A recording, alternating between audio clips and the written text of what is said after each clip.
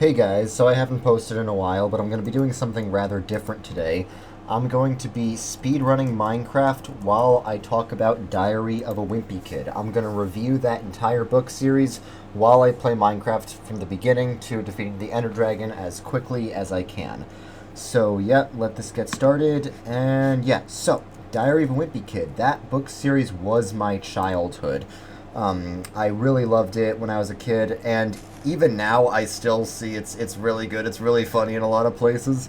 Um, and yeah, it was very influential on me, but it was also just very influential in general. And that's how you know a book series is good, if it basically creates its own genre of books.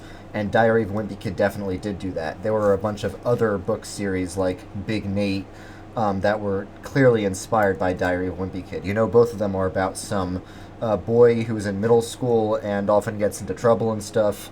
I'm not saying that Big Nate is a ripoff. It's very good in its own right, and does definitely have differences from Diary of a Wimpy Kid. It's not like a copycat, because I feel like in Big Nate, Nate is like a lot more human than Greg, whereas Greg is a lot more of a sociopath, a lot more of an anti-hero, where Nate is a lot more of just a decent person, especially in how he interacts with his friends.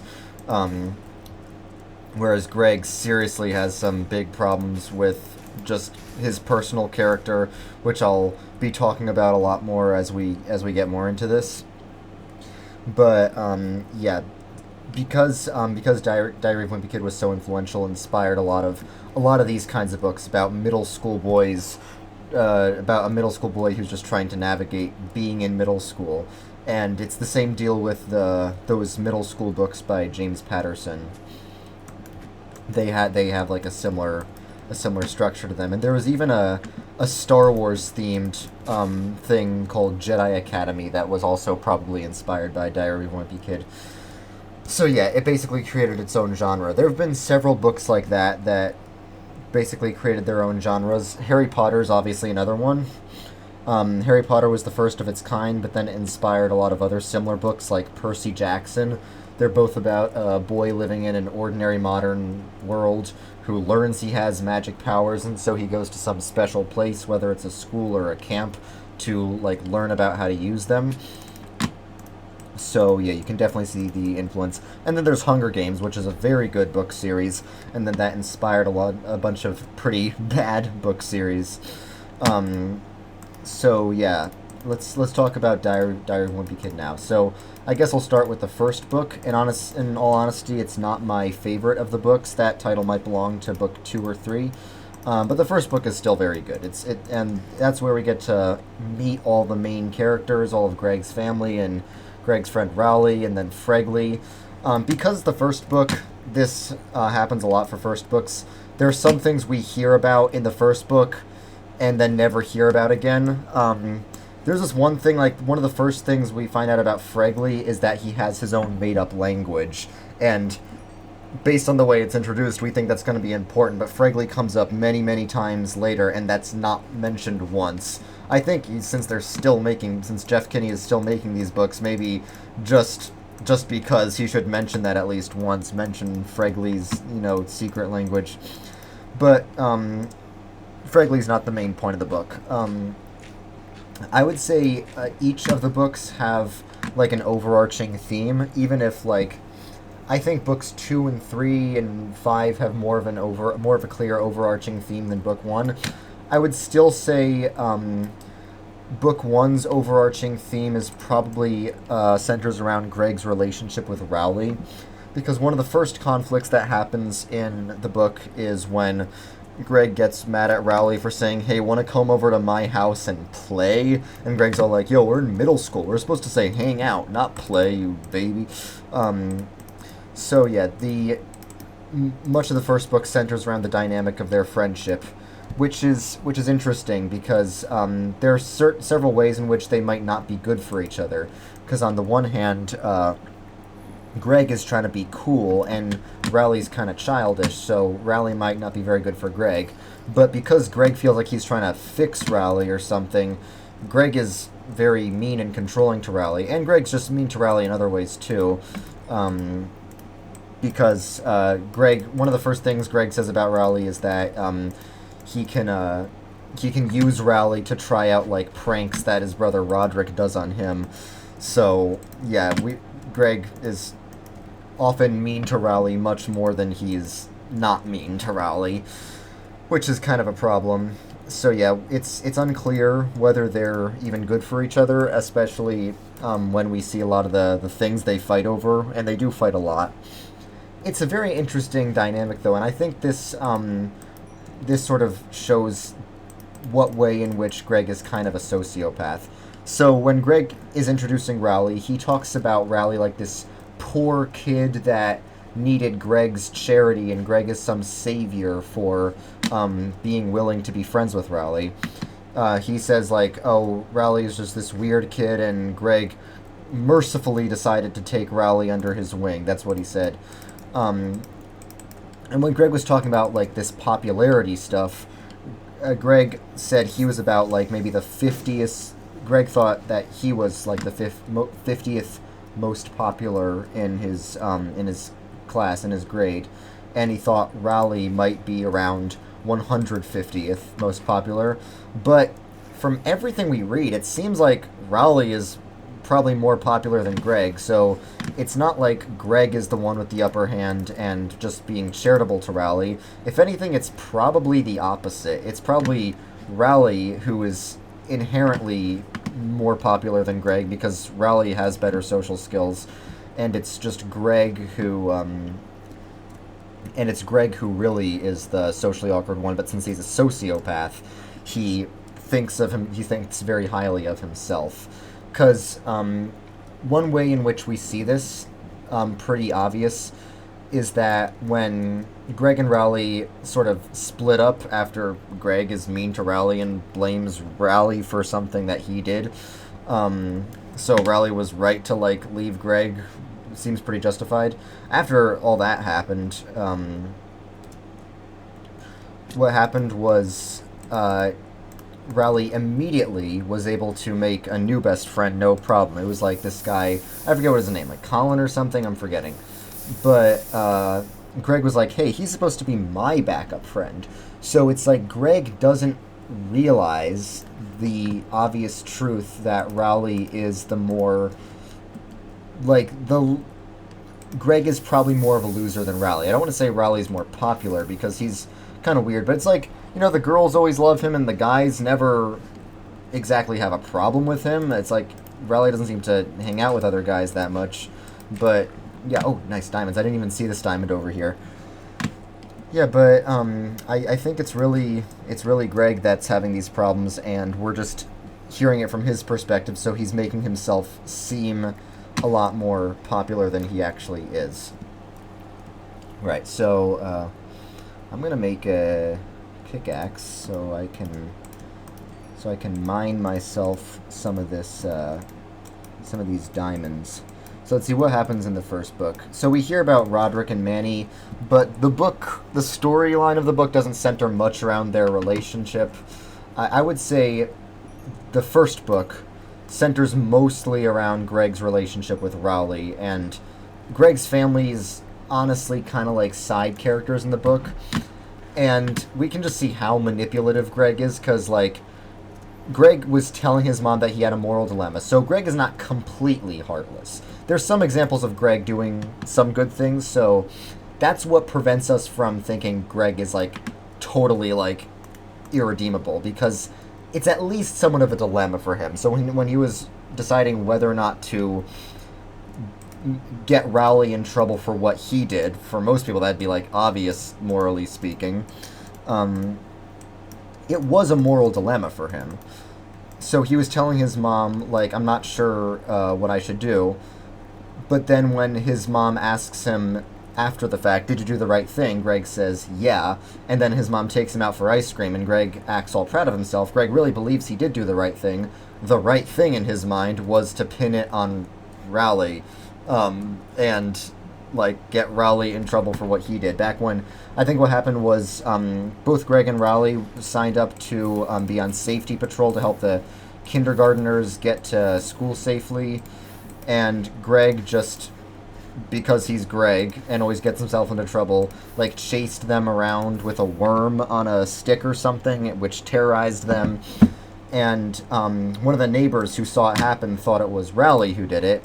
And she said, Mr. Rowley Jefferson, the principal is going to hear about this. And Greg just went along with it. And Greg didn't say, I'm not Rowley, I'm Greg. He just went along with it. So it was a bit of a dilemma, him wondering, hey, should I say that it was really Rowley and not me? But then he's like, nah. So, yeah, he is a sociopath. Not completely irredeemable, because he does occasionally do some good things. And I'll be bringing up the good things when he does them as we go through the books. Because at the end of the first book, when the teenagers corner Greg and Rowley, Greg says that he ate the cheese, even though that's not... No, Greg doesn't say he ate the cheese. The teenagers make Rowley eat the cheese, and to protect Rowley, Greg says that he threw out the cheese. That's what happens in the book. In the movie, Greg says that Greg ate the cheese, but that's not what happened in the...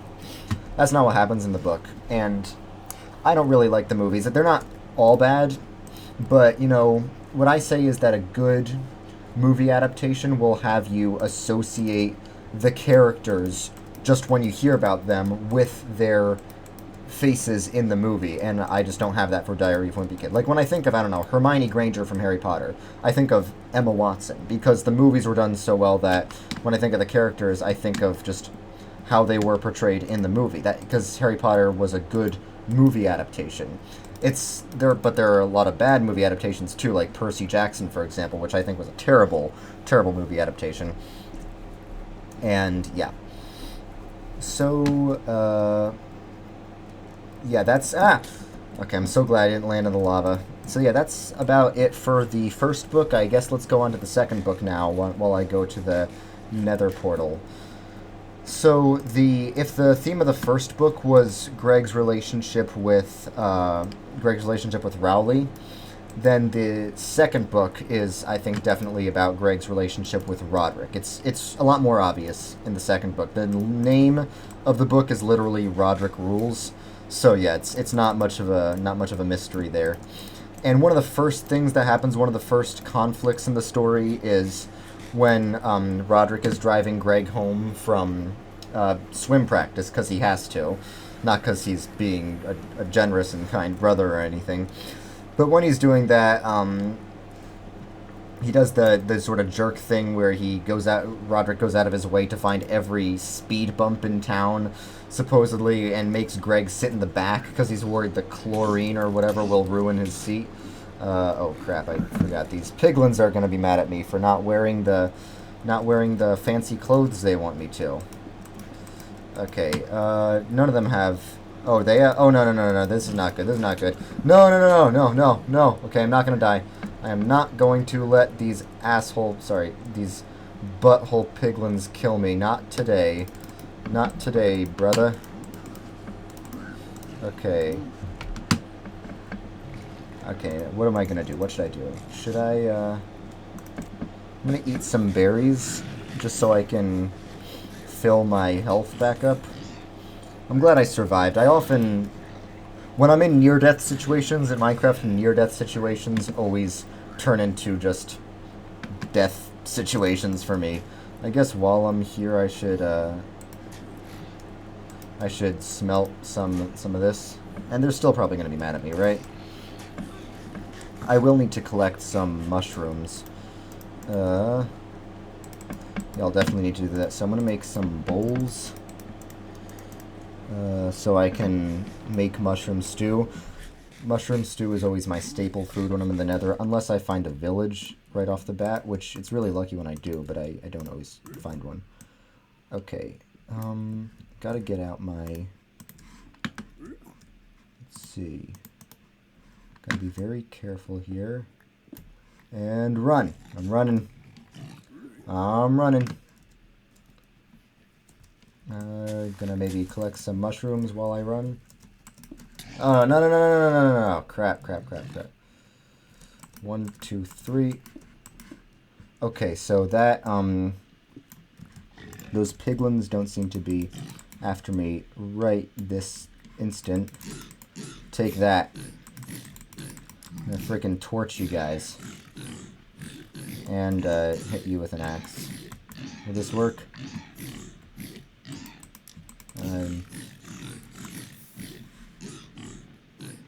Gonna want to incinerate them. Come on, die already. There we go. And I got some cooked pork chop. Let's go. Okay. Gonna eat some of this mutton. Then jump down and kill that guy. Yes! Okay, so now I can get back to talking about the book. Oh, crap. Nope, I'm not gonna... Actually, what am I... Oh, yeah, can I fight these guys? Yeah, sure, of course I can. Sorry, bro, but you gotta die. Hey, those guys are, like, made out of butter. I didn't expect them to die so fast. I literally... Did I one-hit both of them? I think I did. Anyway, so... Yeah, the second book, the Rodrick Rules. It's about Greg's relationship with Rodrick, obviously. It's called Rodrick Rules. And once again, there's a pretty big disconnect here between the book and the movie. Because in the movie, their relationship is, like, actually repaired throughout. Like, in the middle of the book, their relationship actually becomes very good. And the big difference is regarding the party. When Rodrick, I think, like, it's not the climax of the book, but one of the central events of the book is when Rodrick has that big party. And in the book version, it's a lot different than the movie version. The book version, Rodrick tricks Greg into going into the basement and then locks Greg in the basement for the whole, like, locks him there overnight, which is pretty cruel. Because he doesn't want some, like, stinky middle schooler at ruining his, like, cool party with all those girls or whatever. In the movie, however, Rodrick lets Greg be a part of the party and rallies there too for some reason, and they get in trouble, but they have the time of their life, and that is a bonding experience for Greg and Rodrick. So Greg and Rodrick never really repair their relationship at all in the book in any real sense. So it's mostly the movie where they have a good relationship. They don't become, like, buddies or anything like that in the book, but they do eventually somewhat mend their relationship at the end when Greg helps Rodrick with his science project. But aside from that, it's really not much. So yeah, it's definitely a lot different. But there are a lot of reasons why overall I like the second book, maybe the best. My favorite is either the second or the third. But it's because there are so many cool things that happen. There's so many interesting and realistic events. Because I feel like in some of the later books, like the really recent books, some of the things that happen are, like, weird and not realistic. Like when they have that pig that's basically like a human doing, like, human things and all that, and having Manny randomly speak perfect Spanish or whatever. It's like, yeah, it eventually becomes sort of unrealistic and weird. But none of that happens in the second book. In the second book, there are a bunch of really interesting things that happen, but all of them are completely realistic and believable. Like the party, that's realistic and believable. The I don't know, Greg having swimming lessons. I'm forgetting what else happened, and the whole Leisure Towers incident. And another problem that the later books have that the earlier books don't have is the later books, I feel like because Kinney was running out of ideas, are filled with far too many flashbacks. Like, a good chunk of many of the later books are filled with flashbacks and they're not being told in real time. Whereas the second book, it feels a lot more action-packed because it really feels like it's being told in real time. The events are unfolding in real time. In the later books, you don't really have that feel, partly because they're so filled with flashbacks and really unrelated things. But yeah, the second book is filled with a bunch of events that all tie together, the party being a very big one. And there's also, like, a lot about Rodrick's band, just in general. And it's kind of silly how it's like Rodrick thinks he's going to be like this great rock star and all, and obviously we can infer that their band is pretty lame. It's impressive how Roderick's band stays together for like so long and stuff, though. That is pretty impressive. But yeah, so there are a lot of things that happen. There's a lot going on. So obviously the climax of Rodrick Rules is the talent show, where Roderick's band doesn't really win anything, and Rodrick wants to at least have a good recording to send to record companies. Not like he's gonna actually get anything from that anyway, but he thinks he might. But because Greg refuses to record, his mom does it, and his mom does a terrible job, and the camera's shaking the whole time, and his mom's like talking to everyone on the side, and Roderick's really mad about that. Then he realizes at least the school made a recording, so that's good. But then there was the whole dancing mom thing, so Rodrick basically blames Greg for his recording thing not going the way he wanted it to. And Greg says, well, if he wasn't such a jerk all the time, he would have done it happily, done it for him so that wouldn't have happened. So, yeah, the point is that the whole book centers around Greg's relationship with Rodrick. And there's this underlying motif, you could say, in the book, which is that there's this really big, embarrassing thing that Rodrick knows about that happened to Greg, and Roderick's able to hold it over his head.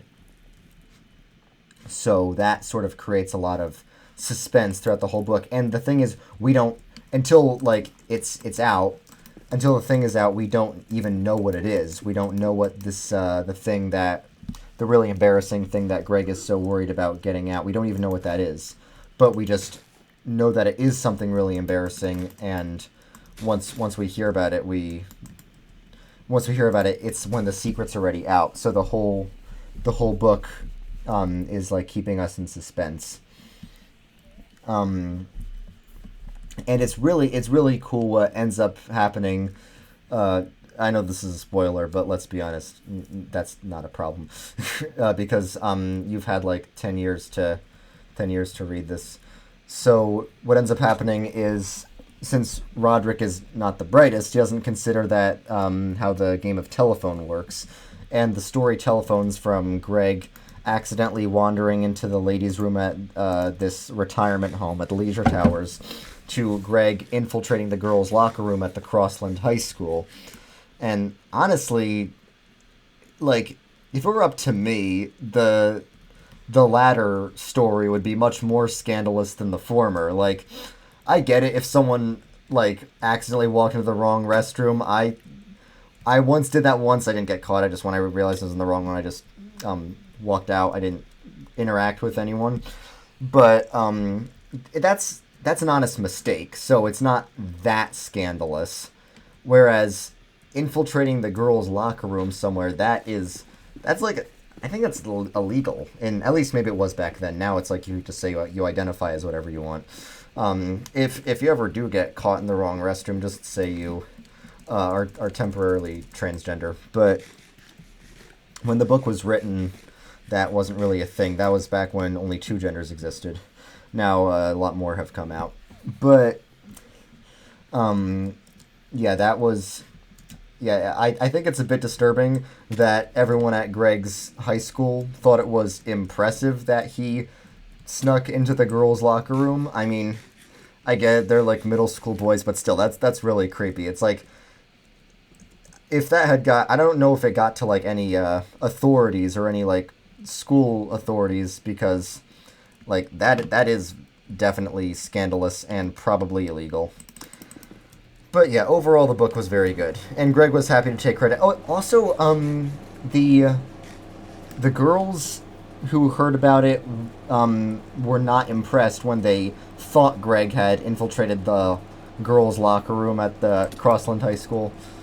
The girls weren't very impressed, so, like, I thought Greg liked girls. It would be a nightmare for me if, especially in middle school, when I care about impressing girls, if every girl thought I was a perv for something I didn't even do. That would be a nightmare. Like, I would never want to be accused of that. It's like, if Greg says he always wants to be rich and famous, right? that's another example of his narcissism, because he doesn't just say, I'd like to be rich and famous. He's, like, confidently asserts that he definitely will be rich and famous someday. And, like, that's one of the first things he says in the first book, is that one day I'll be rich and famous, but for now I'm stuck with these morons.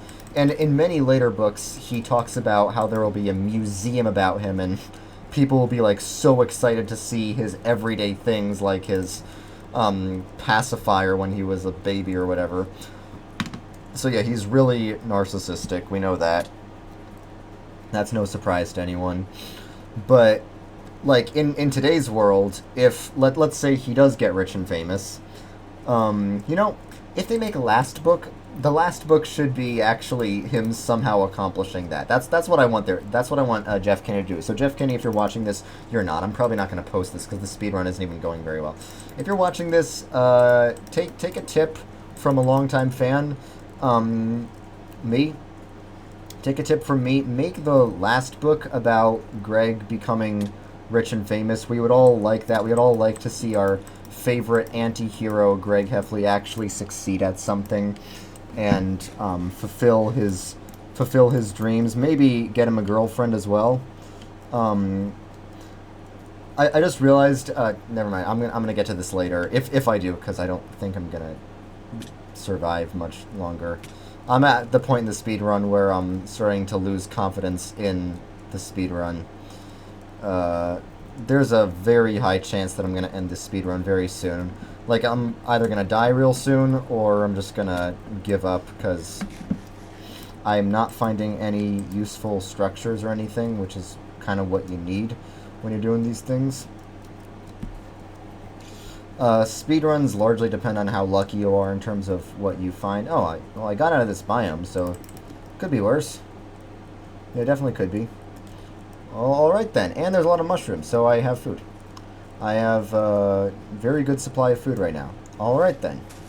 I stand corrected. I am not about to... And there's another fortress! I stand corrected again. I stand double corrected. The only issue is I really prefer to find the... I really prefer to find the bastion before I find the nether fortress. So I'm going to quickly scan this area to see if there is a bastion anywhere, because I would really like it if there is. Also, the reason is because so I can have fire resistance potions, because if you have those, then raiding the nether fortress is a total breeze, because everything that could kill you in the nether fortress has fire-based attack. Are there two nether fortresses? I was saying I'm not finding any structures, and then suddenly just two nether fortresses appear right beside me. Okay, you know what? Yo, Piglin. Hey, get over here. I'm walking here. Don't ignore me, I'm talking to you. Get in there. I'm gonna basically farm stuff from this piglin, because I'm a bit of a wimp. I want to go into the nether fortress with a fire resistance potion. And yes, I think that would be very useful if I do that. So I just want one fire resistance potion, right? Hope that's not too much to ask. Hey.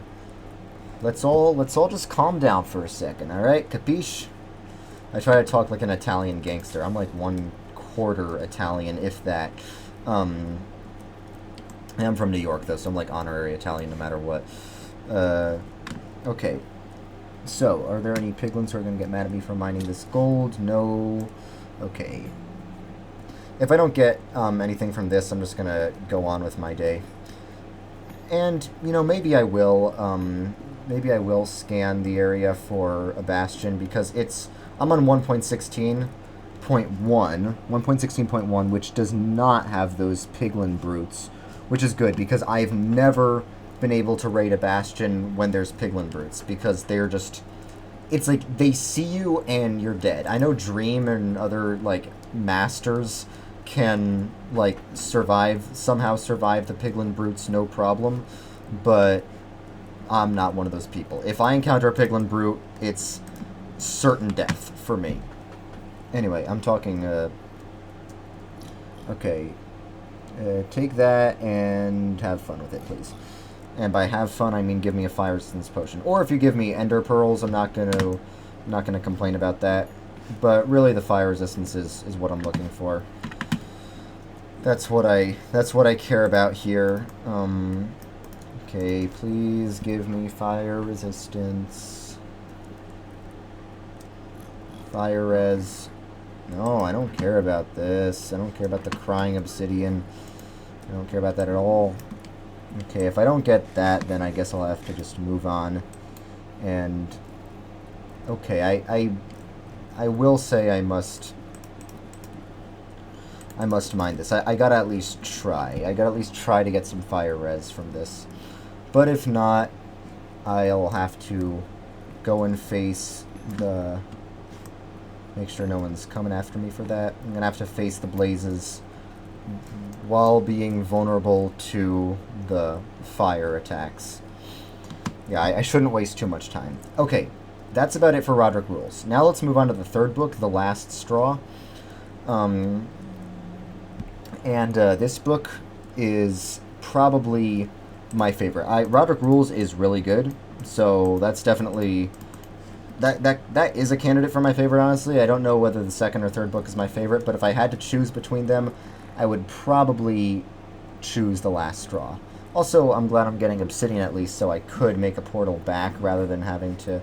No, not another... Please fire res, please fire res, please fire res, please, please, please, please, please, please, please, please, no! Okay, at least he's not going to attack. And I only got 2 obsidian. This was useless. I'm going to go back to my chest.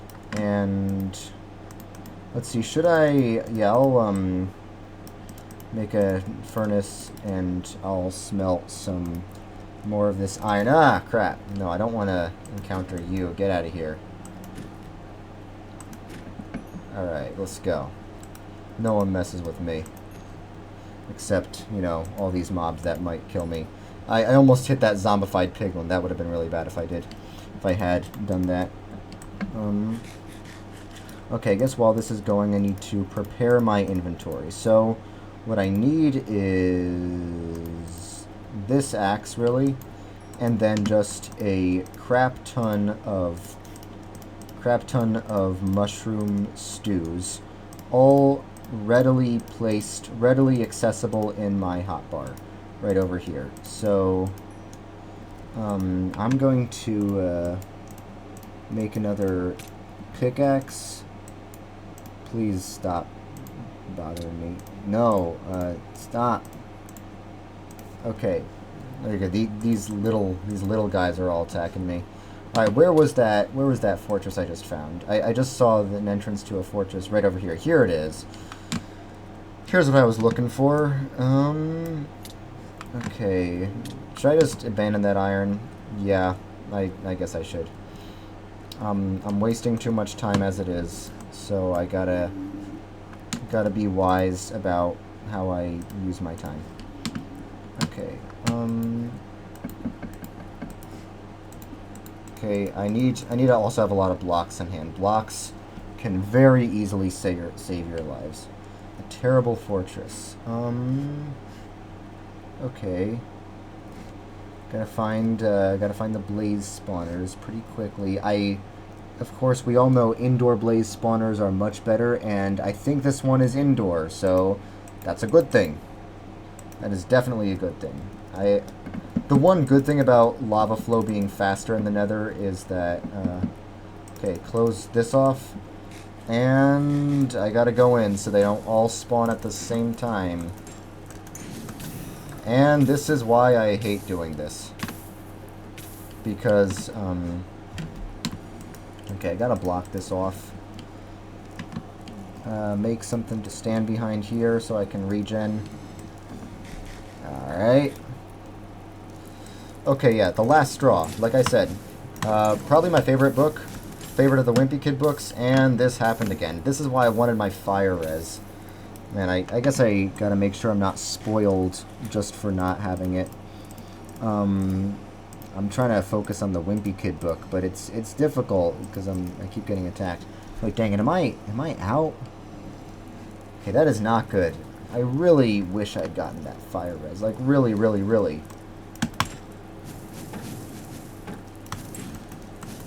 Okay, yes, I got that one. Wait. Wait to be attacked. Haha. Die. Yes.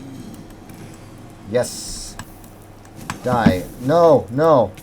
No, no, no, no, no, no, no, no, no, no. Okay, eat, eat, eat, eat, eat. Okay, there we go. Okay, so far I have 1 blaze rod, and I have 3 of these left.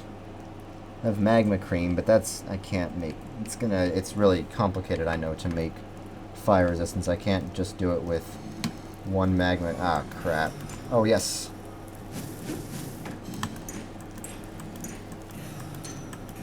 Yes, I got 3 blaze rods. Let's go. Alright. I'm really hoping I can survive. If I run out of this food, if I run out of mushroom stew, I'll have to... I guess I'll have to go get more mushrooms if I run out. Okay. Any blazes? Yes, there are blazes. Ah, I should have not waited that long. Yes. Okay. I will have 1 more, precisely 1 more after this. 1 more mushroom soup, and then I am done. Okay, the last straw. So, like I said, the first book centers around Greg's relationship with Raleigh. The second one's about Greg's relationship with his dad. So the third one is definitely about Greg's relation... No, sorry.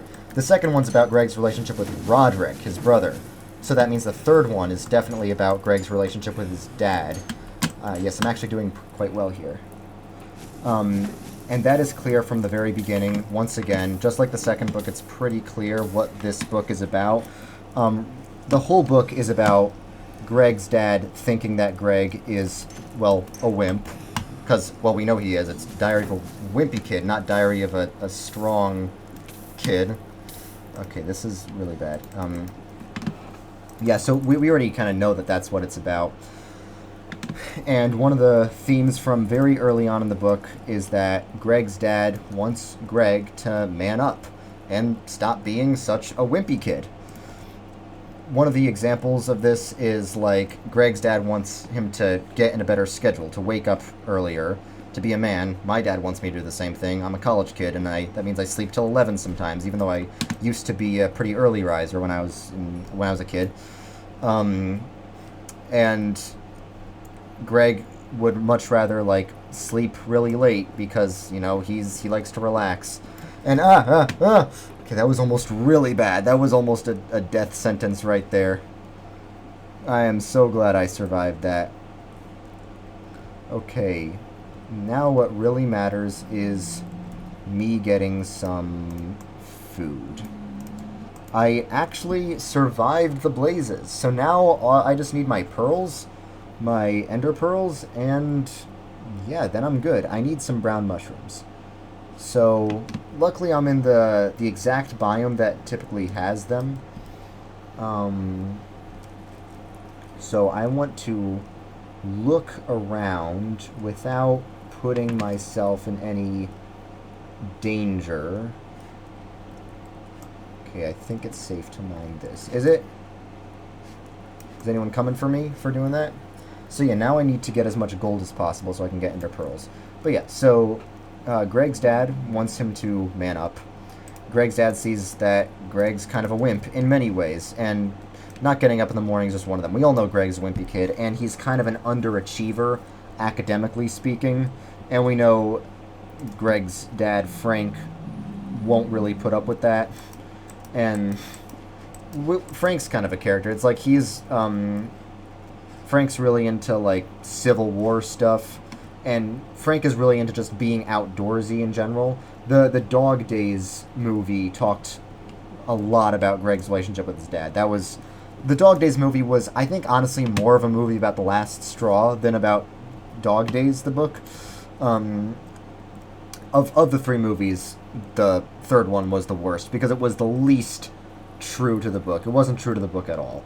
And completely distorted the narrative of the book, and is basically I mean, you could see what was based on what, but it was the overall story of the movie was basically unrecognizable from the book. And I am almost out of food. This is not good. I need brown mushrooms. There's always brown mushrooms. Why are there not brown mushrooms here? What's wrong with this? Okay, I really hope I don't accidentally do something stupid and fall to my death here.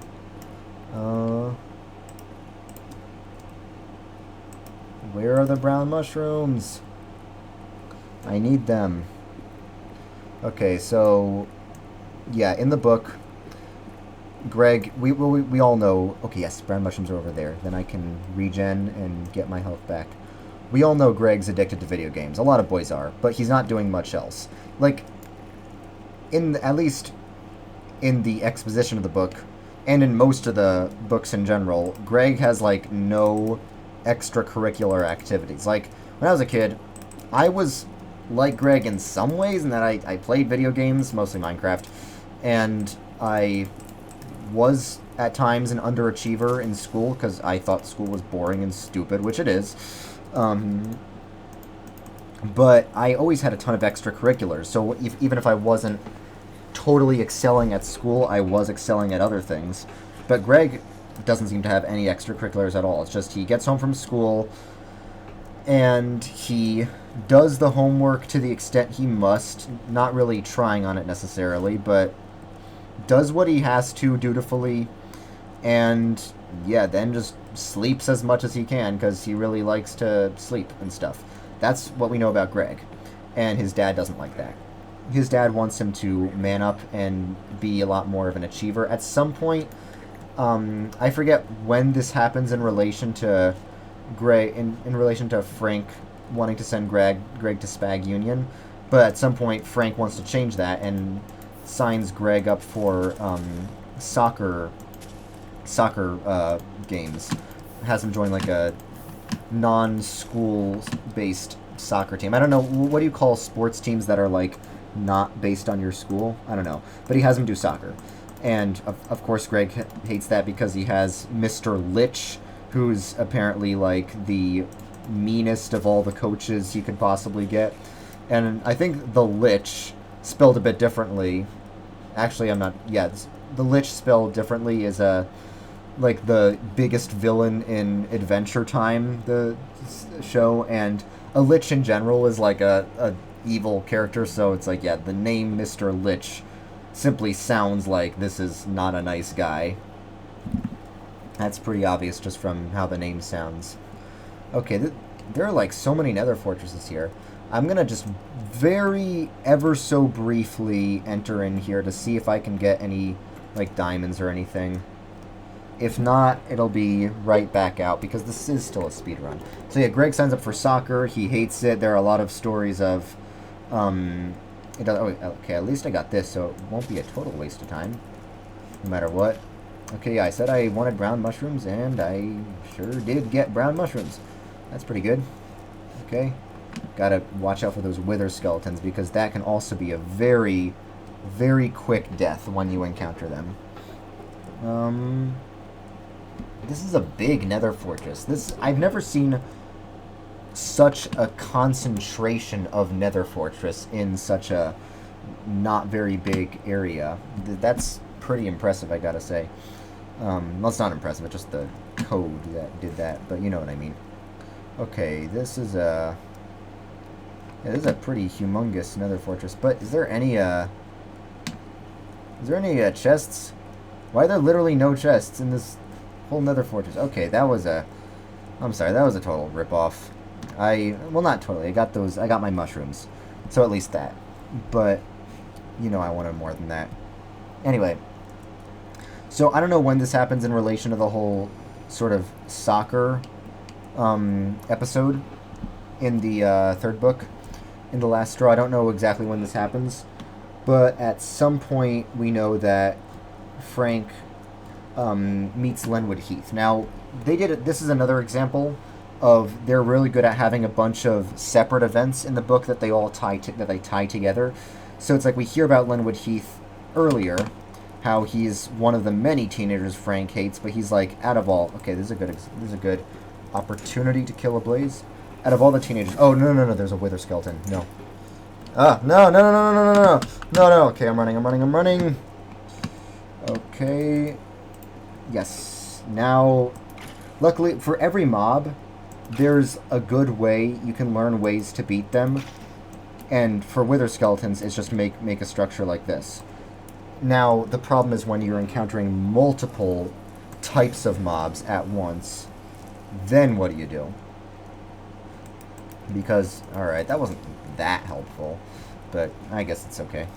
Anyway, so Len with Teeth is introduced earlier in the book, and then later we see him again, but this time we see that he's completely changed. He's completely had a turnaround, changed his life for the better.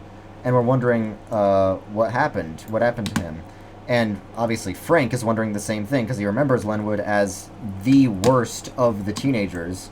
So yeah, we're all curious what happened, what caused this great turnaround for Lenwood.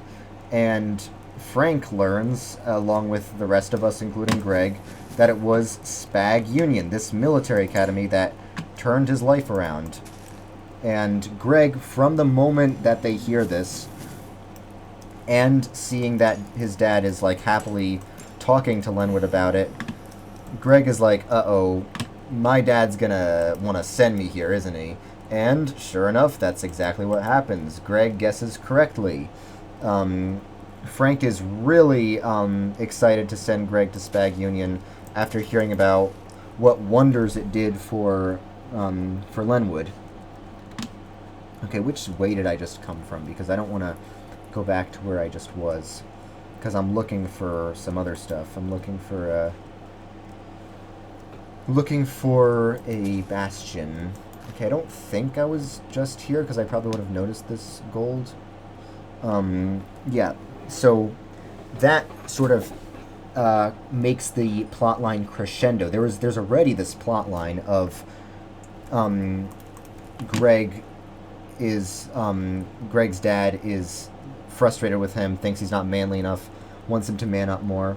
Obviously, this sort of story would not be acceptable today in our politically correct culture, where any story that talks about being a man in the traditional sense is unacceptable, because that's, toxic masculinity.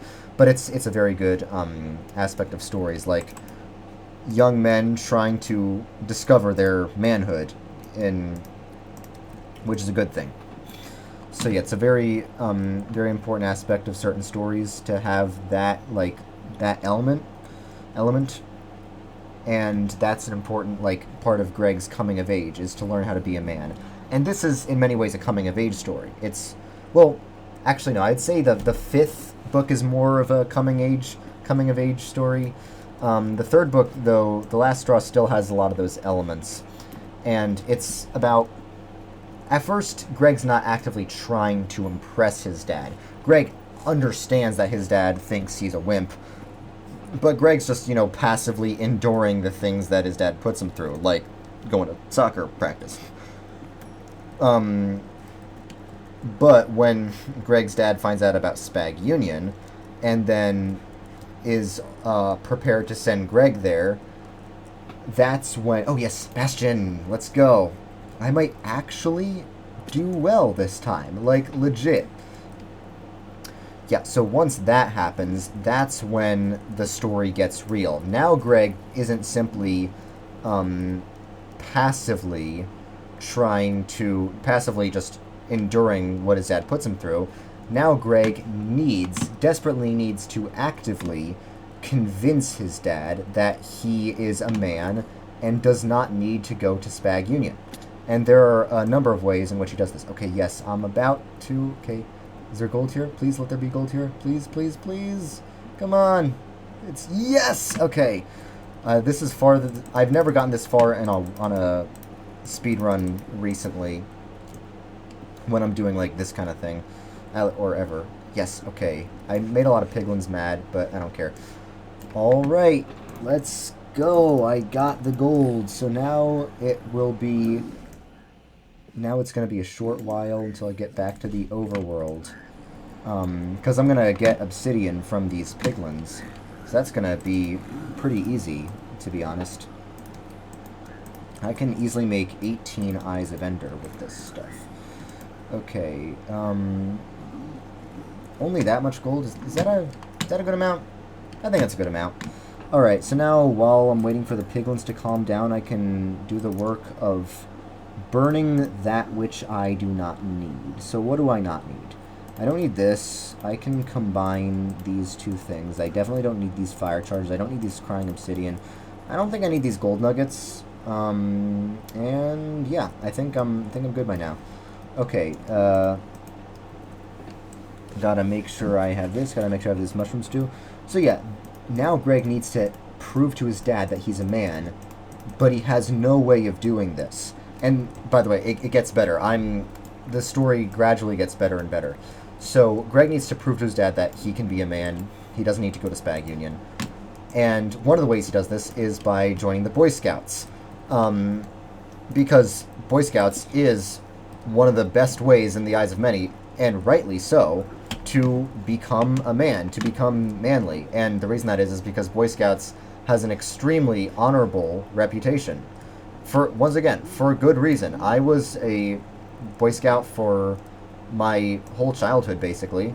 Boy Scouts is amazing. Boy Scouts made me mature more than any sort of school or anything like that. I learned more from Boy Scouts than I ever learned at school, ever. School was completely useless compared to Boy Scouts. I cannot praise the Boy Scouts enough. They taught me so much of what I know today. And I made it all the way to Eagle Scout. I am an Eagle Scout now. So, like, and when you're an Eagle Scout for life. So even though I'm an adult, I've graduated high school, I'm still an Eagle Scout, because once an Eagle Scout, always an Eagle Scout. So yeah, it makes sense why Greg decided to try to become a Boy Scout, because he wanted to impress his dad, and it makes sense. Now, there are some troops that are different than others, and the book talks about this. There's this one troop that's, like, really hard-working and does a lot of community service, and another troop that does a bunch of, like, pool parties and hot dogs and stuff. And I know that this part of the book is completely accurate. There were, in my experience, there were troops that worked really hard, doing a lot of, good and honorable work, and there were troops that just goofed off and did parties and stuff. And I know about both. Both definitely exist, and personally, I absolutely hate the latter kind, the one that Greg wanted to be in. So yeah, Greg ended up being in just one of those very relaxed troops that did nothing useful. Now, personally, my town was a bit more like... So, the one Greg was in was Troop 133, the one he wanted to make sure his dad didn't find out about, because it's like the more hardworking troop, was called Troop 24, and my troop, back in my hometown, was a lot more similar to this Troop 24 kind, because it was... My troop always did a bunch of community service and a bunch of other good stuff like that. But there was a troop very close by that was a lot more like Troop 133. They were very relaxed, and the two of us hated each other. So, yeah, I'm definitely a Troop 24 kind of guy, whereas Greg's definitely a Troop 133 kind of guy. My troop is called Troop 55. But you know what I mean. So yeah, that was just one of the many ways in which Greg tries to prove himself to his dad. And that's a big part of the narrative for much of the book. But it's more than that, you see. And I wish I had these potions now that I'm doing this. Now all I care about is ender pearls. Yes, I got ender pearls. And obsidian. I already have some obsidian. I want to get more so I can make another portal and then get the heck out of here. So, it gets better. Not only does Greg have to prove himself to his dad, he eventually feels like he won't be able to. So then it turns from a regular story about a wimpy kid, it turns into basically an existential novel. I studied existentialist literature in high school. It's basically, in light of the fact that you're gonna die, maybe even soon, you have to figure out how you're going to make the most of your life. Now, I'm a Christian. I don't think that we need to think that way. But it still creates interesting literature to think that way, existentialism. And like Breaking Bad, for example, is an existentialist TV show because Walter knows he's about to die and he's disappointed with his life, so he's like, you know what will make my life exciting and meaningful? Becoming a meth salesperson. I don't know if that's what... Becoming a drug dealer, a meth dealer. That's what's going to make my life satisfying. And of course, it ends up being a total disaster for everyone. Except him. He dies somewhat satisfied, I guess. Spoiler, in case you haven't...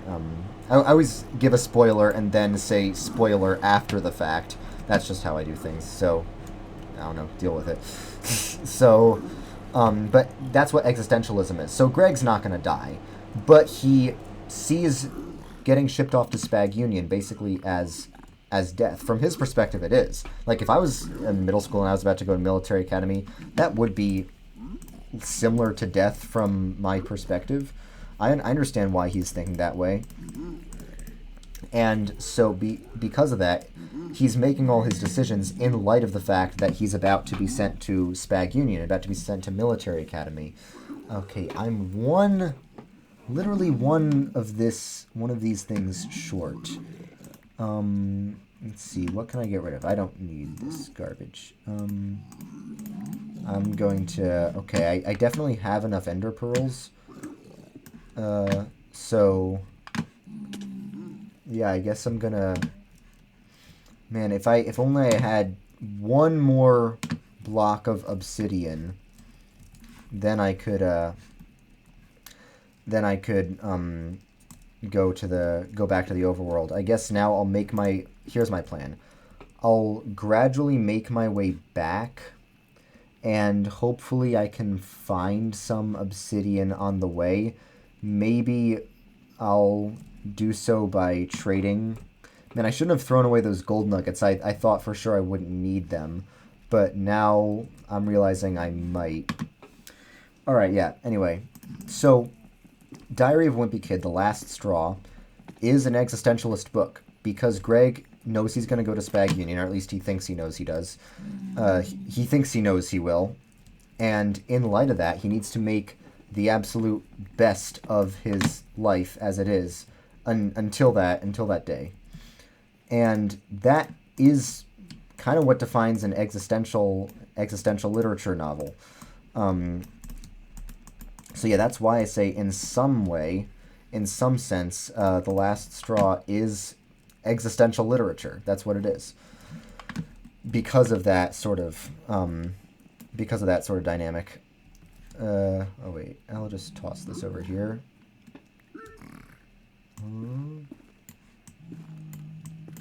Okay, wait, I gotta trap this guy in here. Ah!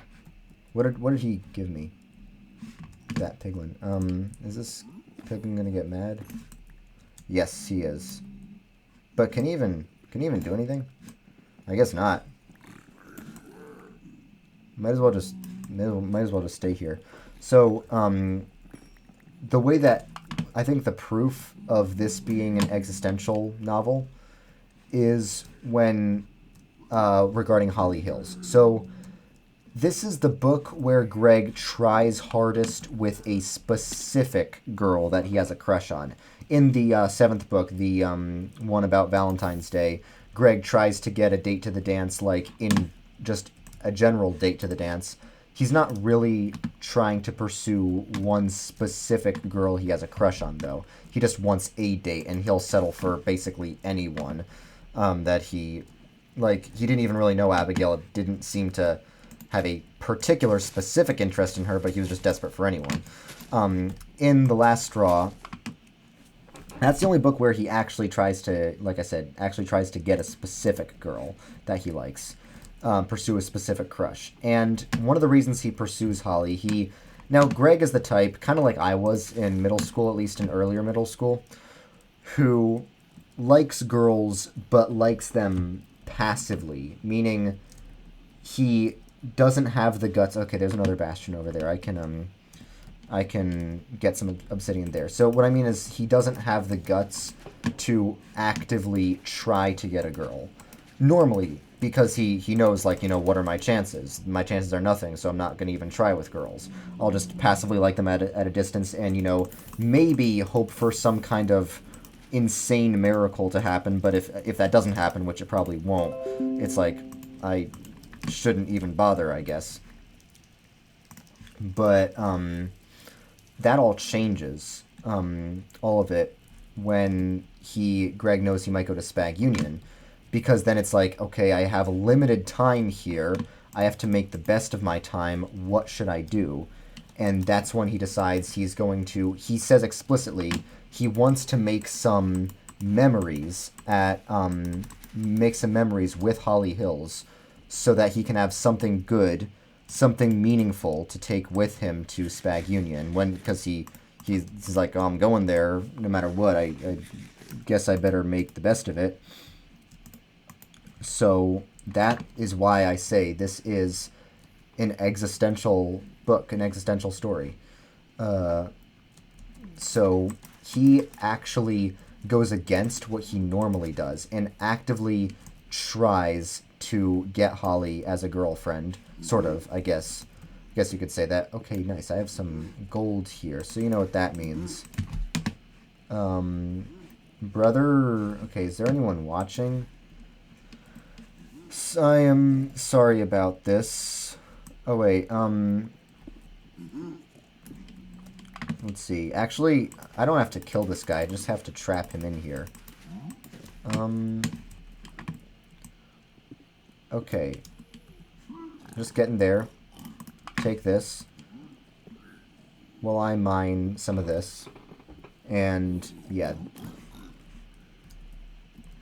Okay, so that's why it's an existential literature novel, because he does what he does, and actually tries to get Holly because he knows his days are numbered, so to speak, from his perspective. Oh yeah, yes, okay, yes, I got this. Do I even need any more of this? I don't think I do. I think I can just go straight back to the overworld now. Alright, I'm hoping I won't misplace any of this. 1, 2, 3, 4, 5, 6, 7, 8, 9, 10. Alright, it's back to the overworld we go. I have never done this well in a speedrun, but there's a first time for everything, so let's go. So yeah, he is motivated to, like, really try with Holly because of, this existential crisis that he has. And he tries. Of course, he gives up. He actually goes to that, like, roller skating event specifically to try and, get Holly as a girlfriend.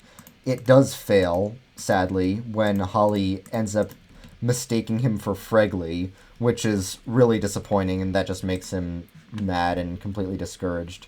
Okay, I'm keeping track of my coordinates. That just makes him mad and really discouraged. But still, it still stands that that he at least tried. And that's the first time he ever really tried. In the fourth book, you could kind of say he tried with Heather, but not to the same extent, really. He was hoping that he was actually trying to make memories with Holly Hills. He had fantasies about, like, smooching her. And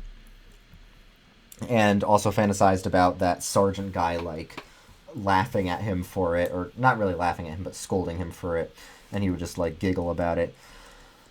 So yeah, the third book is an existential book, and then the ending of the third book is so brilliant. It's, I think, the most brilliant ending to any of the Diary of a Wimpy Kid books. It's when, like, the first few books all have really good endings. The other ones have kind of lame endings. It ends when... So, it failed with Holly Hills. Greg's not really trying for that anymore.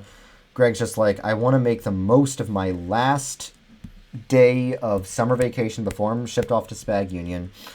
And his dad, his family makes him go to the Snella's baby's half-birthday party, which Greg clearly doesn't want to do. And, who else doesn't want to do it? Frank Heffley, his dad, doesn't want to do it either. Because his dad, they always have this thing, they make the parents all, like, they make the parents all perform like funny, act really silly for the baby in hopes of getting the baby to laugh, so that they can just post it on America's Funniest Families or whatever they're trying. I think that's like a rip-off version of America's Funniest Home Videos. And they've never gotten a baby to laugh, but they really just care about getting embarrassing videos of people. Frank really doesn't want to do this. And he says to Greg that if Greg can find a way to get him out of having to do this, then Frank will owe him big time, he says. He'll owe him big time.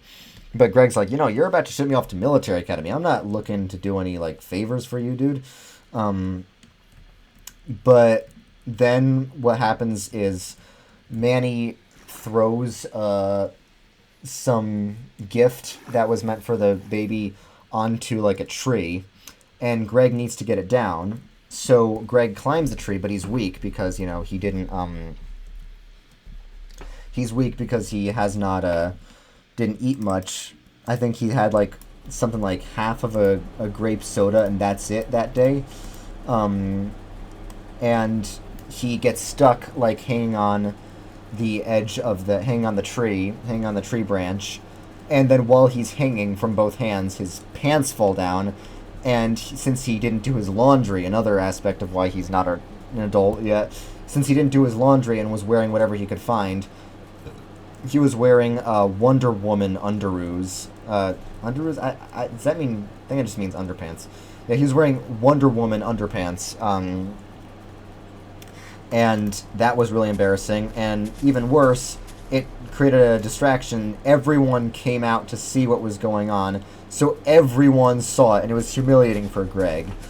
But Frank actually... That happened right when Frank was supposed to go perform for the baby Snella. And because Greg's little incident created such a distraction, they just forgot about making Frank perform, and he didn't have to. And Frank was like so proud of Greg because Frank thought that Greg had actually faked it all in order to give him the diversion that he asked for. And Frank was super proud of Greg. And Greg's like, whatever, I'm just going to enjoy the rest of my summer. The next morning when they were supposed to go to Spag Union, Frank went down and told Greg that he had changed his mind. He didn't need to go to Spag Union. Obviously this was because Greg bailed Frank out on that big thing.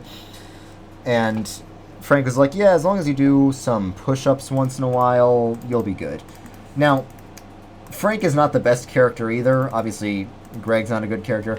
I know Frank's not the best because we see many instances of Frank being a little bit selfish. And, like, this episode was pretty clearly an example of Frank being selfish. Like, so this... he made his decision based on what Greg did for him personally, not based on why he wanted to send Greg to Spag Unit in the first place. So yeah, it was a bit selfish on Frank's part, but even so, it's a really good book. And then it ends on a really happy note. I think like it has like this. Oh, there's another village over there. Wow, it's like this summer scene. So yeah, it's a very happy note that it ends on. And really, really very cheerful. Also, something I should do is I should kill some chickens if I see them because I need to get some arrows. Also, one thing I'll do is I'll sleep in the bed in this village, so I know what I can do. And it's a very cheerful note. So then the next book is Dog Days. I don't like Dog Days as much as the second and third. There's not clearly an overarching theme. You could sort of say this one is also based on Greg's relationship with Rowley, but it's less clear. You could also interpret it as the theme being just the relationships between the members of the Heffley family as a whole. So yeah, it's a bit less clear what the overall theme of this is. Okay, I see all this like gravel and stuff, but I actually don't think I need it, and I shouldn't waste my time. Yeah, so it's a bit, like I said, it's a bit more unclear. So I forget how the book starts. I would say of all the books, the fourth one is a bunch of scattered vignettes. So it's not like, doesn't devolve into the problems that the later books have of just endless flashbacks with no real meaning to them. It doesn't really have that problem, but there's not as much of a coherent underlying plot. I think the fifth book is better with this. I think the fifth book as a whole is better than the fourth book. The fourth book, unlike the third one, ends on kind of a downer. Let's see. The first one ends on a pretty high note. The second one ends on a neutrally high note. The third one ends on a really high note. The fourth one ends, I don't know. I think the fourth one ends on the least high note. Sorry, I've been talking a lot.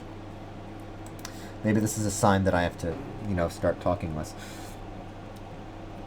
So yeah, because the fourth one ends on not the highest note, I don't like it that much. So yeah, it's just a bunch of series of little vignettes that are not really connected in an overarching theme, but at least it's still being told in real time. So let's see, there are a few things I can think of. There's the vignette of let's see, I'm trying to think in order. There's the vignette of like going to the town pool, whereas Rowley goes to the country club. So Greg's family goes to the town pool. There are many examples we see of them not being as wealthy as the Jeffersons, and the town pool is a lot less nice than the country club. And Rowley's family belongs to the country club. That was in the movie, and I think the movie actually thought, okay, here's another village. Why couldn't I have this when I first spawned in the world? Okay, there is a blacksmith though, so that's good. I'm gonna steal from that, and I'm also gonna sleep in this village because it's nighttime and there's mobs, and I want to sleep in the village so I can set my spawn point closer to where I'm going. I gotta kill these chickens so I didn't get enough arrows, so I need to craft some arrows. That's why I'm killing all these chickens. Okay, how did I not one-shot that chicken with my diamond axe? I guess it was because I sort of spam clicked. There we go. Okay, 15 feathers, that should be pretty good. So yeah, there's the vignette about that. Then there's the vignette about the sort of unwelcome surprise when it turns out that Greg and Rowley have been wasting a lot of Mr. Jefferson's money on those smoothies. Okay, this wasn't that great. Man, I sort of wasted my time here. It was that unpleasant surprise. They realized they were wasting Mr. Jefferson's money. They have to figure out a way to pay him back. And, okay, my villagers on top of me. And then Greg and Rowley have to learn how to earn money, so they do that, like, VIP lawn service thing, which, wait, did this change direction, or is this the same direction I was already going in? I guess there's only one way to find out. So yeah, there was that whole VIP lawn service deal, and Greg didn't try the hardest. It caused the first fight between Greg and Rowley in the book, because I think there were really 3 major fights between Greg and Rowley. There's the time when they can't agree on how to earn the money for Mr. Jefferson. There's the time when they can't, when they go on the trip together. Greg has a bad time, and then Greg gets Rowley into trouble, which gets him upset, and then Greg whips him with that balloon, and then Rowley thinks he burned him somehow with magic powers. And then there's the last time when they go to that sort of gaming arcade, the last sort of vignette of the book, which is a complete downer, because all Greg had to do to win his big tournament was beat Rowley and Twisted Wizard. There's also the Muddy Hand. Yeah, I forgot about the Muddy Hand. Greg watched a horror movie with Rowley about the Muddy Hand, and the reason Greg couldn't beat Rowley at a game he would have ordinarily been great at beating Rowley is because Rowley smashed his hand with the mallet,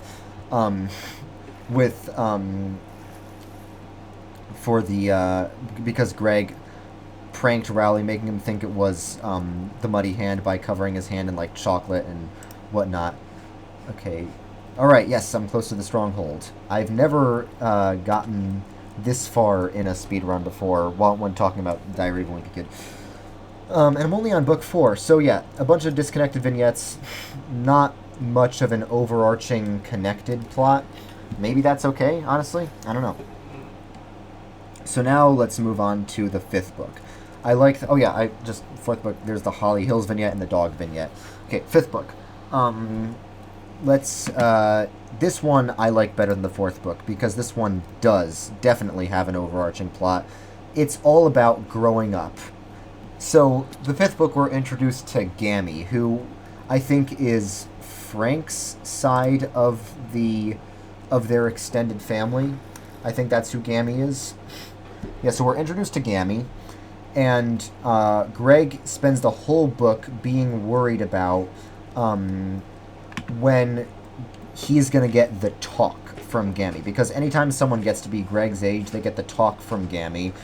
We don't know exactly what this is. Presumably it might have something to do with, growing up.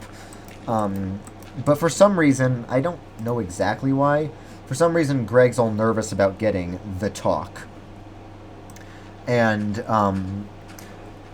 it's because maybe Greg is afraid to grow up, and with Rowley gone in this book, this is one of the few books in which, for most of the story, Greg and Rowley are not best friends. Greg feels really alone and scared, and he has to worry about facing what he calls the ugly truth. I guess it's like the ugly truth about growing up? I don't know. But I think it has something to do with that. Yeah, that's a big theme throughout the whole thing. And something that they talk about is wondering whether, like, they have that health class, which is also about growing up. I remember health class. It's really awkward. It's like the first, like, sex and private parts and other things are like a taboo topic in school. You're not to talk about it in school, because school's like a polite, formal environment. At least that's what it was when I was in school. I know now they're, having drag queen story hours for kindergartners and all that. But when I was in school, back in the ancient times, I'm freaking 19, but it's still so different. When I was in school, we didn't have drag queens in our libraries. When I was your age, when I was in school, sex and stuff like that was taboo, and we just didn't really talk about it. We weren't really supposed to talk about that in school, because it wasn't school appropriate. That was what we were told. So it's always really funny the first time in health class, when you're in middle school or whatever, when you hear your teacher say the word sex for the first time, and it's so funny. It's the funniest thing, because it's just shocking, because you are used to them not talking about that. Okay, yes, I've made it to the Stronghold, and I have my bed right out there. So there's the whole thing with Nurse Powell. Nurse Powell giving the lectures in health class, and they're expecting her to, like, get into some juicy stuff, some juicy sex talk, but to their disappointment, she just talks about, like, the scientific aspects of sex and stuff, probably just for the purpose of sanitizing it, I guess, maybe. But the point is, growing up is the underlying theme of the 5th book. So it's not about Greg's relationship with anyone, like Rodrick or Rowley or his dad. You could say, though, it's about Greg's relationship to himself, because that's what it's about. It's about growing up, and it's about processing, leaving behind his childhood and becoming a teenager. Because we know Frank Heffley really hates teenagers, and now Greg's becoming one of them. So Greg's probably not super comfortable with the idea of becoming a teenager. Maybe Greg wants to stay kind of young. So yeah, that's why it's really interesting that that's what it's about. And it's also because there's the whole thing with Uncle Gary and getting married. It has Greg thinking about that sort of topic, even though Greg's not actually considering getting married, because, can't even get a girlfriend. We never see Greg get a girlfriend. Once again, I'm going to say, Jeff Kinney, if you're watching this, which you're not, maybe give Greg a girlfriend. I think he deserves it by now. Actually, he doesn't. He's a total sociopath. And I'm wondering if, honestly, if you're okay given how you wrote the character. But you know what I mean. It would be nice for all of us. It wouldn't be out of duty to Greg. It'd be out of duty to your fans, bro. This is the weirdest Stronghold I've ever been in. It's like a Stronghold having sex with a villager mineshaft. This is the weirdest thing I've ever encountered.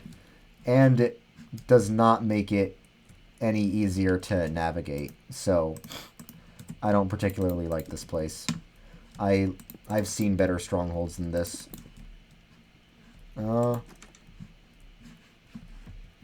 Yeah. But, yeah, the theme of the 5th book is growing up, and after Greg has the talk with Gammy, and Gammy explains to him why some people are in a rush to grow up, but you should just enjoy the ride while it lasts, because Gammy shows him all the disgusting aspects of being old. Greg realizes that, maybe he enjoys himself. Maybe he enjoys being a kid more than he thought he did. So yeah, that's a very important aspect of the book. Yeah, so what else? I think that's it for the 5th book. The 5th book is all about growing up. It's about Greg's relationship to himself. And the 5th book does end on a relatively high note. Oh, no. Okay, I'm running. Okay, yes, I survived that. I've survived a lot more in this particular speedrun than I typically survive, so that's good. Okay. Now I'm gonna attack this guy. Oh, there's a Skelly boy. Okay, yep. I am getting much better at fighting these monsters. Oh, freaking baby zombie! I hate you. I hate you so bad. I do want these arrows though. Okay, I have 24 arrows. That's not bad. I'm a bit scared to go up there. What am I gonna find? Spider. You would think that spiders are like one of the more scary creatures. Visually, that might be the case. But like in terms of how dangerous they actually are, they're not nearly as dangerous as some other Minecraft mobs. Okay, there's some stuff that is worth exploring here. Where's the... I wish that the portal room wasn't so hard to find. Or maybe the Stronghold could be big, but I wish that there was some pattern to it so that if you knew what you were doing, at least, you could find the portal room without much trouble. But this is just like a strange mix of a Stronghold and a cave system, and I don't really get it, and I don't really like it. I don't like it at all. So yeah, that's about it for the 5th book. It ends on a higher note because Greg and Raleigh become friends again. Did I say that already? Maybe I did. I'm forgetting. I'm thinking mostly about how to get through this Stronghold.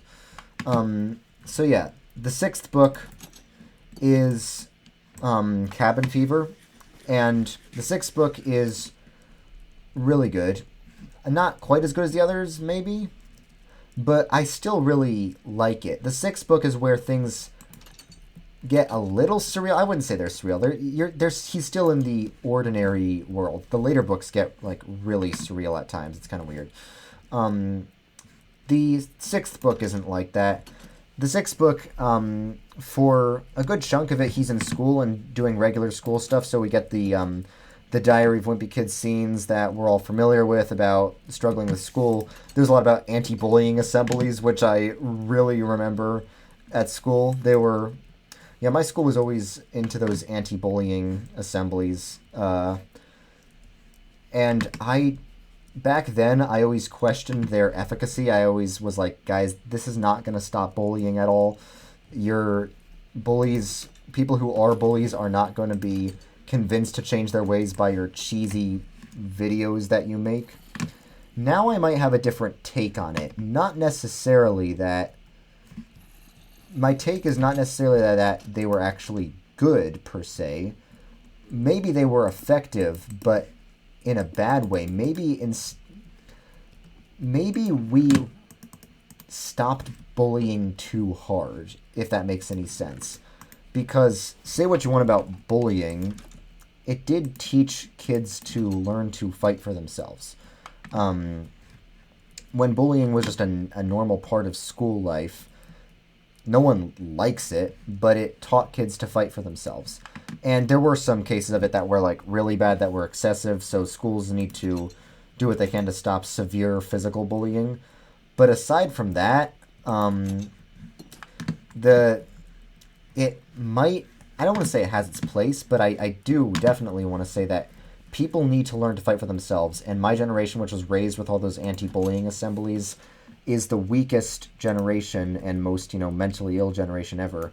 So maybe their effect was the opposite of what was intended. I don't know. I'm just wondering. Any silverfish here? No? Okay, I don't like when creepers explode here because they create silverfish. So I'm going to try and kill that guy and not have him not create any silverfish in the process. That would be preferable. So, yeah, there were a lot of anti-bullying assemblies. They didn't really do much. There was that whole, like, find a friend station. I forget. Was Rowley, oh, no, the find a friend station came up later. That was when Rowley had a girlfriend, actually. There's another example of how really Greg's the antisocial one, not Rowley, because Rowley was able to get a freaking girlfriend. Yeah, so when Rowley had the girlfriend, that's when Greg used to find a friend station, but it was like the tell a teacher station, which was a station where you could notify a teacher if there were any bullies. So yeah, you could notify teachers about bullying. So yeah, my take is that maybe the anti-bullying assemblies weren't good. So yeah, bullying was just a small part of it, and I will say overall, Cabin Fever, the 6th book, that's one of the books where Greg morally is better than he often is. Like, I'd say the worst of Greg we see in books like, what was it? Oh, yes, I found the portal room. I found it. Okay, destroy, and it didn't spawn any silverfish. Okay, this is excellent. Absolutely excellent. One problem. I don't have stuff for a bed. That's an issue. I'm gonna mark my place with Trail of Soul Sand, and I'm gonna want some torches. I don't have torches. Did I use up all my coal? I don't have any coal. That's too bad. Okay, I'm going to mark my place. It is certain that I will die in that I will die when I'm in the portal room. Not when I'm in the portal room. When I'm in the end. It's certain that I'll die when I'm in the end. So I'm going to also keep track of what the coordinates are here. I'm going to need some insurance, and that means I'm going to need to have going to need to place a bed. Okay, let's see. I need to know where I'm going. Where's that library I ran into? I did find a library somewhere. Yes, I think it's back here. I think that's where the library is. I just need 2 pieces of string, because I need 12. I need 12 string, right? Yeah. Let's see. Yeah, I just need to go back here. Yes. Okay, I found it. We're all good. We're good. We are chilling over here. Do I have any... Can my axe break this any faster? Okay, so the reason I say Greg's more, like, good and, like, human in the 6th book is because he does one of the few good things for Rowley. I think this is the best thing Greg's ever done for Rowley. Greg has this scheme. He wants to, like, set up this event where they'll have, I don't know. That didn't even work. Okay, will shears work? I think I need a sword, actually. I'll make a sword right now. Greg wants to set up an event where they'll have, like, these drummies, these drumsticks, where they'll have fun and games. And he has, he enlists the help of Rowley to hang up posters and stuff.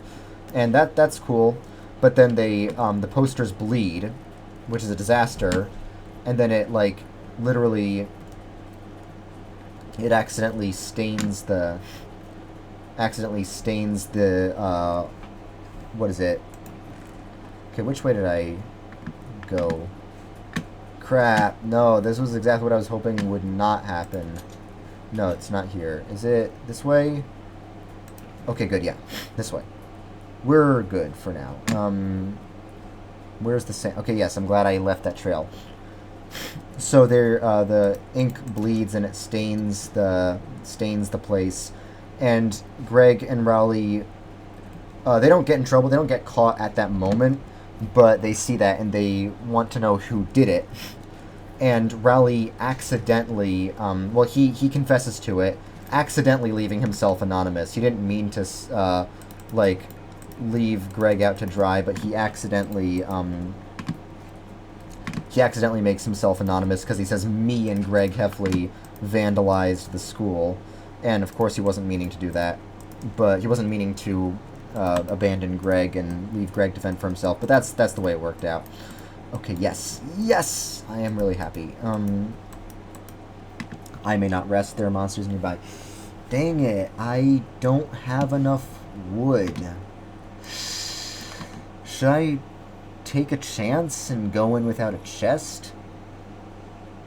Because that's really risky. What do you guys think? Should I take a chance and go in without a chest, or should I... You know what? I'm not going entirely for speed here. I care more about, let's see, I'm not going entirely for speed here. I care more about, just winning and not losing. So I'm willing to take a little bit of extra time, maybe. Am I going the right way? Hope I'm not going the wrong way. Okay, no, I think I'm going the right way. I have to go back to that library again to get a little bit more wood, to get 8 pieces of wood. Oh, wait, no, I'm stupid. I just led myself back. I was like, am I going the right way? I think I'm going the wrong way. This time I'm going to be more... place it more clearly. I should have gotten more wood. I was so stupid. I could have saved myself a good deal of time back there had I just not been stupid and gotten that stuff. Let's see, maybe I'll should I get some torches? Nah. Which way was it? Was it this way? I'm gonna guess it was this way. Is that the way? No, that's the way I just came from. So yeah. Rowley accidentally rats out Greg. But Greg understands he wasn't meaning to, and Greg has the option of listing his co-conspirator. But Greg chooses not to. Greg chooses to not, and he says he doesn't want he doesn't see the need for both of them to get trouble for something, in his exact words, for something that he basically dragged Rowley into. So that's an example of Greg legitimately, actually, doing the right thing for once in his life. So that is admirable. I mean, Greg as a whole is not admirable, but that particular thing, that particular action of his was, I think you could say. Okay, where was that library? I was just there. So, and then when, of course, we all know what happens in Oh yeah, another reason why Cabin Fever has the most, like, human version of Greg and not sociopathic version of Greg is because, oh, here it was. Duh, yeah, this is where it was. Another reason it has the most human version of Greg is the fact that, remember that whole net critters thing? Greg actually cares about some things. He cares about his virtual pets. What the I am going in circles here. So yeah, in the story, Greg actually cares for someone, aka his virtual pets. It's still not ideal. It's better to care about real people, but I don't know, better than nothing, I guess. Where was that library? Am I going crazy? Do I need to look back here? Okay, where was it? Like, seriously, this is concerning. I am wasting so much time just doing this. This is a big time waster. Okay, yes, I understand I came here. So instead of going that way, I can try going this way. I think this is more likely where I'm supposed to go. Yes, finally, this is where, yeah. Okay, now I found it. Yes, finally, here we go. I need 8 of these. 1, 2, 3, 4. Or I could just take one of these chests. This is another example of why I'm so stupid. I could have just taken the chest. I'm so dumb. I'm, like, actually, like, legitimately mentally retarded. Like, I actually have a profound mental retardation if I made errors like that. Okay, now I know where I'm gonna go. Now I'm going to, go back over here and into here. And yes. The room for the portal should be right over here. Yes, it is. And now we're good. Okay, I can only sleep at night. Put an entire stack of... Okay, now I'm going to I'm going to put my gravel in here in case I need more arrows. I'm going to now make as many arrows as I can. So yeah, also another reason why Greg is most human in the 6th book, Cabin Fever, is because Greg says he learns to never take food for granted, literally, because they almost run out of food when Manny decides to starve them to death. That was it. Manny is even more messed up. All of the Heffley boys really are seriously messed up and have problems. Like, honestly, all of them are... I'm really concerned about all 3 Heffley boys, if I'm going to be honest. Maybe I'll only take half the gravel. Or, you know what? Why not? Why not take it all? I'll live dangerously here. So I'm going to leave a sword. I'll take the bow. Leave some more feathers in here. I'll leave some wood in here. And what else would I need? I'll leave some blocks. I guess I'll leave half my ender pearls and leave another bow. And my iron, of course. Alright. I think I'm ready. Am I ready? No, I need one more Eye of Ender. I don't see why I need to keep the diamond here. Alright, looks like I'm ready to go. Time to go to the end. And now time to talk about Book 7. This is... I forget what it's called, but this is the one that's based on Valentine's Day. This is the one that's romance-based. Is there seriously an Enderman after me? Well, if there is, then that sucks. But... No. Get the frick out of here. Okay, yes, I actually avoided that one. And I have my bucket of water. A bucket of water is very important when you are in the end. It's crucially important, actually. Get these 2 right off the bat. Ah, no, I missed that one. No. That's the first thing I shot. Why am I not hitting this? This is so... No! Okay, water. Yes! I am amazing. No.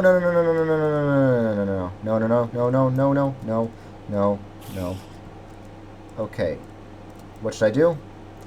I need to, yes! Okay, yes. I am brilliant. I survived this brilliantly. No! Ah, crap. Well, back into the portal. So the 7th book is all about love and romance. And conveniently, Uncle Gary's staying with them. Uncle Gary's the one who's been married 10 times. So he knows all about this. And this is where we start to see a problem that's going to be a problem in many of the other books going forward. Relying too much on flashbacks for the story. The first part of the book is really weird, honestly.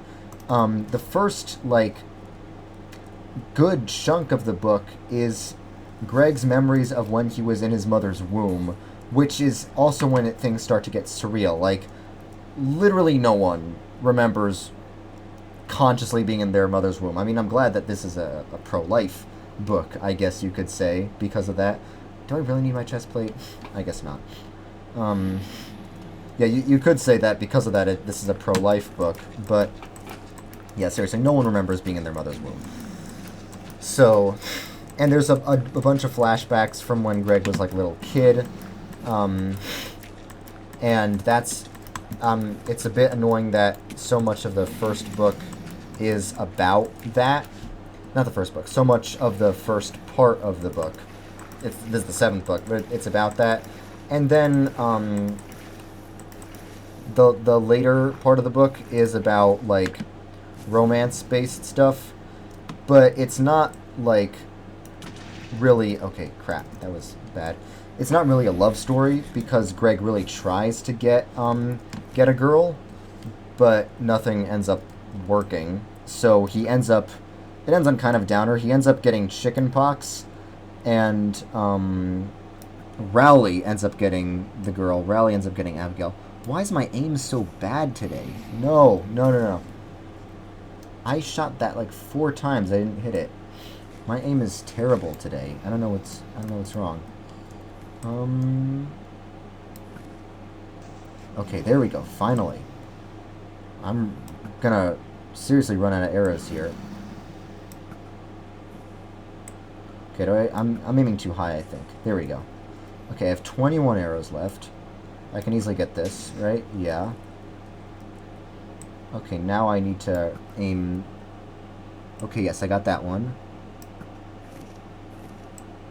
Almost got that one. Ah. Yes. Okay, there's 2 more. Let me try to get this one. See, at the 7th book, that's when the books, I think, start to begin to decline in terms of quality. It's not, like, terrible as of now, but it's like when they begin to drop off in terms of quality, definitely. And one of the ways in which we can clearly see that is there's a lot of flashbacks in the beginning. So the 8th book, same problem, a lot of flashbacks in the beginning, and the 8th book gets really unrealistic. The 8th book has a magic 8 ball that actually works, and the 8th book is another book in which Rowley is not best friends with Greg because Rowley went off with his girlfriend. Total simp. Bros before hoes. He should have known that, man. Okay, yes. Okay, no, I was wrong. There's one more. Okay, the dragon hit me, but I survived. It's always good when I survive after the dragon hits me, because usually don't survive getting hit by the ender dragon. Oh yeah, also, chestplate. No, freaking enderman. No. Okay, I know what I'll do. I'll run, then I'll circle around. I'll circle around and then do this. Jump! Yes, that worked. So as long as the ender dragon himself, or herself, sorry, didn't want to use the wrong pronouns. Okay, 8th book was really not a good book. Ah, crap. Well, at least now I have a bit of a blank slate-ish. I guess I'll take this. So the 8th book, really, I was really disappointed when I read that, and that made me not want to read many others because of how disappointing it was. I think I was in 4th grade when I read that. So yeah, 8th book was not good. 9th book, also really not good. That's when all that's going on in the 9th book is they're just going on this big family road trip, and some stuff happens. There's not really a theme, it's just stuff happening. And there ends up being 3 total books that are about a family a family trip. 3. The 9th, the 12th, and the 15th. That is not good. I can understand 1 book that's all about a family trip, maybe 2, not 3. I mean, honestly, if you're a kid, I get that, but it's the fact that it's only the later books that are like that shows that it's because Jeff is running out of ideas. Because it's supposed to be about middle school, right? Middle school. Okay, now I can begin killing the dragon. Sort of. Okay, this has multi-shot, supposedly, this crossbow. Okay, now I have to wait for the dragon to perch.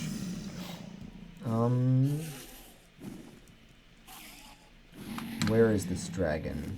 Here she is. I made the old Betsy? What's that? Okay, perch, dragon, perch. I said perch, not hit me. So yeah, and another surreal thing is the thing with the Beardos in the 9th book. That family that the Heffleys keep mysteriously running into. That's another surreal thing. I don't like the surrealness. I like when it's realistic and not basically a fantasy book. I don't like when they do that. So yeah, that's another thing I didn't like about the 9th book. And then there's, of course, the surreal thing where Manny speaks perfect Spanish.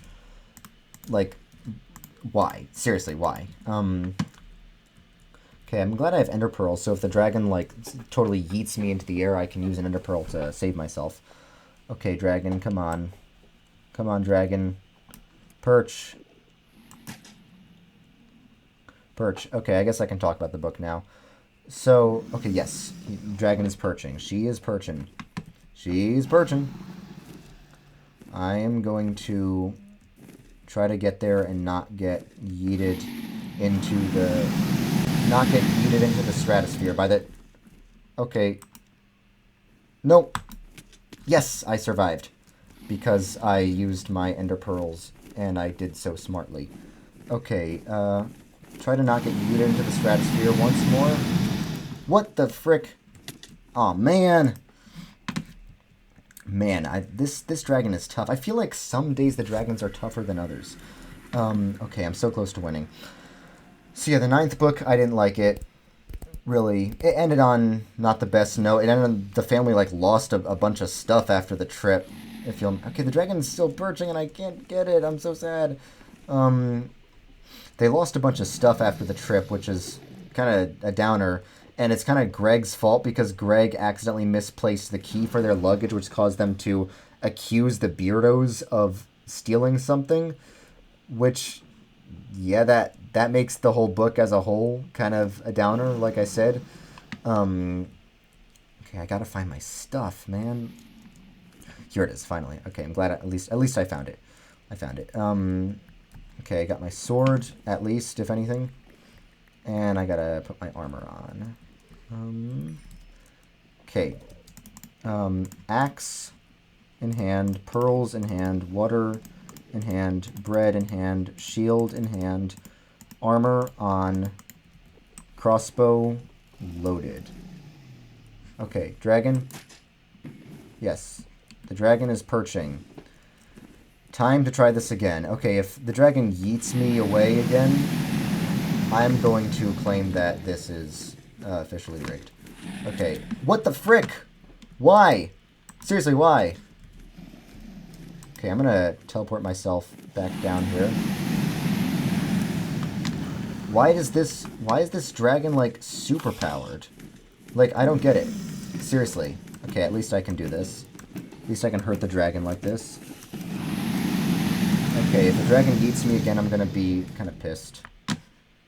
Okay, I need to eat. So, something weird happens after the 9th book. After the 9th book, Greg has 3 years have passed. The time frames for the books keep getting shorter. So the first book lasts 1 year. The second and third book each last half a school year. The fourth book is over the course of a summer. Oh, wait, crap, I need to get back there. I need to get back. Oh, man, crap, darn it. And the dragon's gone. The fourth book is over the course of a summer. Some other books after that each last a period of time. And the 9th book is the last summer. Then after that, there's no more time left. There isn't. So, Greg has gone through 3 years. I've heard of people going to middle school for 2 years. I've not heard of anyone going to middle school for 3 years. That's kind of weird. Sorry. I have not heard of anyone going to middle school for more than 3 years, 4 years, unless they're held back. But Greg's with the same group of people, so the whole grade didn't get held back, and we would have heard about that if something like that happened, because he's with the same people. And you think, okay, is it going to end after 9? Is there going to be something else in the summer? But no, the 10th book starts back up. He's back in middle school, and he didn't go to high school, he just didn't say it. He says, I feel like I've been in middle school forever. So that has created some interesting theories and speculations about what's going on. One of them is the least interesting. It's the one I don't like at all. It's that simply it's a book and deal with it. It's meant to be timeless, like The Simpsons, where a bunch of years can pass, but they're never gonna age. I don't like that explanation. If you know me, you know I want things to make sense. So that's why I don't like that. No, not again! Why is this dragon so OP? This is not the way Ender Dragons usually behave. No! Bruh, what is going on? Why is this such an OP dragon? So, another theory is that the Beardos in Book 9 were, like, the Mafia, and they killed Greg. And everything after that is, like, Greg's weird purgatory world. And there's an interesting theory. I watched this one video. It's like, it goes over the stages of grief. And, like it says, the book after that, Old School, is all about going back in time. That's what the theme of the book is, going back in time. Not going back in time, but, like, sort of recapturing the old days. Like, the book does have an overarching theme. It's not a good one. It's not one that actually makes us want to care about the characters or anything like that. But there is still a theme. And that's what it is. And there is a theme to the book, but it's like maybe because it's about like old stuff and because the cover is like black, it's not colorful like the other books are. People have suspected maybe it's because Greg is depressed that he's dead, and then not depressed, but it's like it feels like death, sort of. And then all the subsequent books, they say, are the stages of grief. So here's what I mean. And it's a pretty good theory, actually. It's the best one that could possibly explain it, because the other ones are so real. So the first one is like the next book after that is called Double Down, and Greg looks really shocked in it. So they say that the first stage of grief is shock. Sometimes people say the first stage is denial. I could see shock being the first stage as well. No, not this crap again. Why is this dragon immortal? I don't get it. Okay, at least I'm getting some hits on him. Okay, I'm getting some good hits. I'm getting them. I don't care if this dragon kills me. I'm getting the hits. Okay, dragon's almost dead. So the first stage is shock. And Greg looks shocked on the cover of Double Down. The second stage is denial. And the title of the next book is The Getaway. It's another vacation one where it's during the winter and the family takes a plane vacation to Isla de Corrales, this tropical island where the parents had a honeymoon, supposedly. So it says The Getaway parallels the denial stage of grief. It's like Greg sort of grieving himself, which, now that I think about it, would match the fact that he's a psychopath. And then the next book is called The Meltdown. The next stage is anger. It's called The Meltdown because it's about, like, a snowstorm, and there's a big war. There's, like, sort of a snow war. It's kind of interesting. It's a fun story.